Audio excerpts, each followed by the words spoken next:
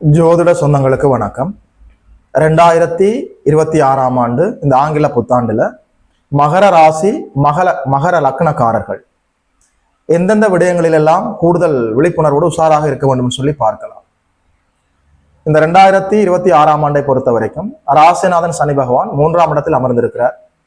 அவருடைய பார்வைகள் 5ஆம் இடம், 9ஆம் இடம், 12ஆம் இடத்துக்கு விழுகிறது. 5ஆம் இடம் என்று சொல்ல உங்களுடைய லக், உங்களுடைய குழந்தைகளை குறிக்கிற இடம், உங்களுடைய அதிர்ஷ்டத்தை குறிக்கிற இடம். 9ஆம் இடம் உங்களுடைய பாக்கியஸ்தானம், 12ஆம் இடம் உங்களுடைய விரயஸ்தானம். 2ஆம் இடத்துல ராகு அமர்ந்திருக்கிறார். 6ஆம் இடத்தில் குரு அமர்ந்திருக்கிறார். ராகு வேதுக்களை பொறுத்த வரைக்கும் 2026ஆம் ஆண்டுல ஆண்டினுடைய கடைசியில டிசம்பர் மாதத்துல முதல் வாரத்துல 5ஆம் தேதி அளவில் அவர்களுக்கு இடப்பெயர்ச்சி இருக்கிறது. தோராயமாக இந்த ஆண்டு முழுவதுமே ராகு வேதுக்கள் ஒரே இடத்தில் தான் இருக்க போகிறார்கள். 2இல் ராகு, 8இல் கேது. அதே நேரத்துல 3ஆம் இடத்துல சனி பகவான் அமர்ந்து 5ஆம் இடம், 9ஆம் இடம், 12ஆம் இடத்தை பார்க்கிறார். 6ஆம் இடத்துல குரு அமர்ந்திருக்கிறார். இந்த ஆண்டினுடைய ஜூன் மாதம் 2ஆம் தேதி அளவில் கடகத்திலே வந்து உச்சமடைந்து நேரடியாக உச்ச குருவின் பார்வையில ராசி வர இருக்கிறது. அற்புதமான அமைப்பு. அதன் பிறகு அக்டோபர் மாதம் 31ஆம் தேதி அளவில் 8ஆம் இடத்துக்கு அதிசாரமாக வந்து கேதுவோடு அமர்ந்து விடுவார் குருநாதர் சிம்மத்தில. வருடாந்த கிரகங்களை பொறுத்த வரைக்கும் இதை தவிர வேறு எந்த இடப்பெயர்ச்சிகளும் இல்லை. ஜூன் மாதம் 2ஆம் தேதி வரைக்குமே மகராசிக்காரர்கள் சற்று கூடுதல் விழிப்புணர்வோடு இருந்தே ஆக வேண்டும். 2இல் ராகு, 2ஆம் இடம் உங்களுடைய தனம், குடும்பம், வாக்குஸ்தானம். 2ஆம் இடம் உங்களுடைய வார்த்தைகள், உங்களுடைய வருமானம், உங்களுடைய தாட் ப்ராசஸ், உங்களுடைய கமிட்மெண்ட், உங்களுடைய எக்ஸ்பீரியன்ஸ் ஆஃப் ஃபேமிலி லைஃப், உங்களுடைய எக்ஸ்பெக்டேஷன்ஸ். 2ஆம் இடம் சாதாரணமான இடம் இல்லை. 2ஆம் இடத்துல ராகு அமர்ந்திருக்கிற போது உங்களுடைய வார்த்தைகளால குடும்பத்துக்குள்ள தேவையில்லாத குழப்பங்கள் வந்துவிடும். கலகலன்று பேசுவது ஒரு ஆனந்தமான விஷயம்தான். குழப்பம் தருவது போல எந்த பேச்சையும் நீங்கள் எடுக்கக்கூடாது. வாயை விட்டு வார்த்தை வெளியிலே வருகிற போது வடிகட்டி நிதானமாக அனுப்ப வேண்டும். சரியாக புரிந்து கொள்ளுங்கள். 2ஆம் இடத்துல ராகு இருக்கிற போது உங்களுடைய வார்த்தைகளின் மூலம் உங்களுக்கு தேவையில்லாத குழப்பங்களை ஏற்படுத்தி விடுவார். 2ஆம் இடம் உங்களுடைய வருமானம் தரக்கூடிய அமைப்புகள்ல, வேலை, தொழில், உத்தியோகம், விவசாய அமைப்புகள்ல வருமானம் தரக்கூடிய அத்தனை அமைப்புகள், வியாபாரம், இந்த அமைப்புகள்ல எந்த அவசர முடிவும் எடுக்கக்கூடாது. அதாவது 2026ஆம் ஆண்டுல தோராயமாக ஒரு டிசம்பர் மாதம் வரைக்குமே 2ஆம் இடத்துல ராகு இருக்கத்தான் போகிறார்.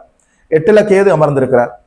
2ஆம் இடம் சொல்றது உங்களுடைய சாப்பாடு, உங்களுடைய வருமானம், உங்களுடைய தாட் ப்ராசஸ், அதாவது தனம், குடும்பம், வாக்குஸ்தானம். இந்த அமைப்புகள்ல கூடுதல் விழிப்புணர்வோடு நீங்கள் இருந்தே ஆக வேண்டும். நீங்கள் என்ன சொல்கிறீர்களோ அதை செய்து காட்ட முடியாத சூழல் ஏற்படுவதற்கான வாய்ப்பு இருக்கிறது. கொடுத்த வாக்குறுதிகளை நிறைவேற்ற முடியாமல் அவமானங்களை சந்திக்க வாய்ப்பு இருக்கிறது. Please clearly understand. எந்த வார்த்தைகளையும் அவசரப்பட்டு விட்டு விடக்கூடாது. எந்த வாக்குறுதிகளையும் தந்து விடக்கூடாது. வார்த்தைகளில் நிதானம் வேண்டும்.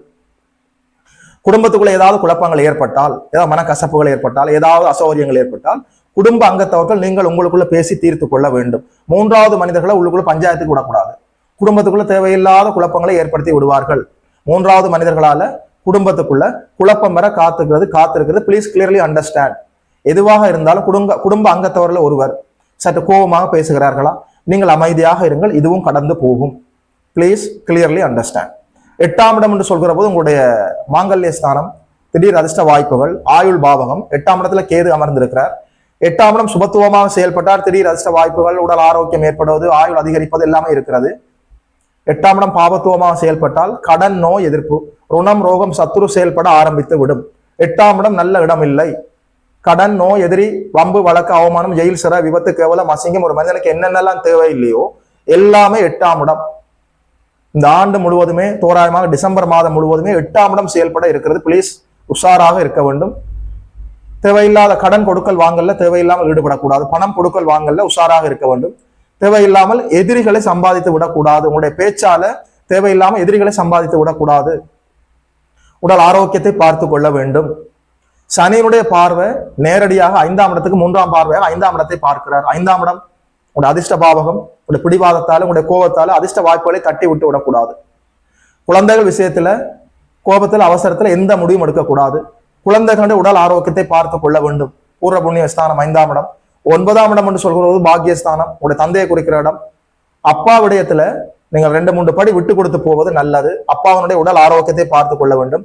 தந்தை வழி பூர்வீக சொத்துக்கள் மீது தேவையில்லாத குழப்பங்கள் வர காத்திருக்கிறது. அதாவது பூர்வீக சொத்துக்கள்ல ஏதாவது வில்லங்கங்கள் இருந்தால் 2026ஆம் ஆண்டில் நீங்கள் கோர்ட்டு கேஸ் படி ஏற வேண்டாம். உஷாராக இருக்க வேண்டும்.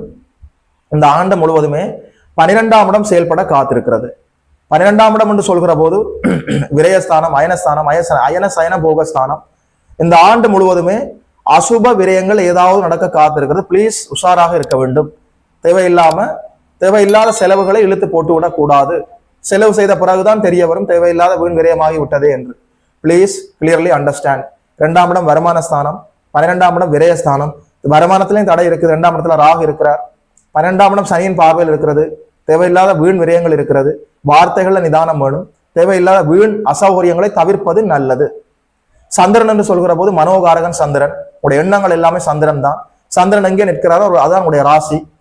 லக்னம் என்று சொல்கிற போது உங்களுடைய கொடுப்பினை, உங்களுடைய உயிர் எல்லாமே, அதாவது நீங்க உங்களுடைய எண்ணங்கள் எல்லாம் சந்திரன். எண்ணங்களை செயல் வடிவமாக்குகிற போது ஆக்ஷன், அந்த செயல்கள் எல்லாமே லக்னம் தசாபுத்திகளின் அடிப்படையில் செயல்படும். சிலருக்கு இந்த லக்னம் நல்ல வலுவாக இருக்கும். வாழ்க்கை முழுவதுமே லக்னத்தின் அடிப்படையிலே நீங்கள் வாழ்ந்து கொண்டிருப்பீர்கள். சிலருக்கு லக்னம் பலவீனமாக இருக்கும். ராசியின் அடிப்படையிலே உங்கள் செயல்கள் எல்லாமே இருக்கும். ராசியும் லக்னமும் கெட்டு போய் பலவீனமாக இருந்தால் தசாபுத்திகளின் அடிப்படையில் உங்களுக்கு வாழ்க்கை நடந்து கொண்டு இருக்கும். உங்களோட வாழ்க்கையில தசாபுத்தி நல்ல வேகமாக நல்லபடியாக செயல்படுகிறதா, லக்னத்தின் அடிப்படையில் வாழ்ந்து கொண்டிருக்கிறீர்களா, ராசிதான் உங்களை இயக்குகிறதா என்பதெல்லாம் ஒரு ஜோதிடரால் தான் பார்த்து கணிக்க முடியும். இது எப்படி இருந்தாலும் மகர ராசி மகர லக்னக்காரர்கள் சனி பகவானுடைய கெடு பலன்களிலிருந்து அப்படியே தப்பித்து அவருக்குரிய பரிகாரத்தை செய்து எப்படி வாழ வேண்டும் என்பதை, அவருக்குரிய பரிகாரத்தை, சனி பகவானுக்கான எளிமையான துல்லியமான உண்மையான எளிமையான பரிகாரத்தை 2026ஆம் ஆண்டு ஜனவரி மாதம் 1ஆம் தேதி 5 மணி அளவில் ரிலீஸ் பண்ண இருக்கிறோம். யோகிமான் அஸ்ட்ரோ சென்டர் யூடியூப் சேனல்ல. மகர ராசி மகர லக்னக்காரர்கள் பார்த்து பயன்பெறலாம். வாழ்த்துக்கள். 2026ஆம் ஆண்டு மகர ராசி மகர லக்னக்காரர்களுக்கு எல்லா நன்மைகளும் நடக்க வேண்டும் என்று சொல்லி ஆண்டவனை பிரார்த்திக்கிறேன். யோகிமான் அஸ்ட்ரோ சென்டர் யூடியூப் சேனலை சப்ஸ்கிரைப் செய்திருக்கின்ற அனைத்து தோழர்களுக்கும் தோழிகளுக்கும் என் மனப்பூர்வமான நன்றிகள். பார்த்தவர்கள் உங்களுடைய நண்பர்களோடும் உறவினர்களோடும் பகிர்ந்து கொள்ளுங்கள். இதுபோல இன்னும் ஒரு அற்புதமான வீடியோவில் சந்திக்கிறோம். நமஸ்காரம்.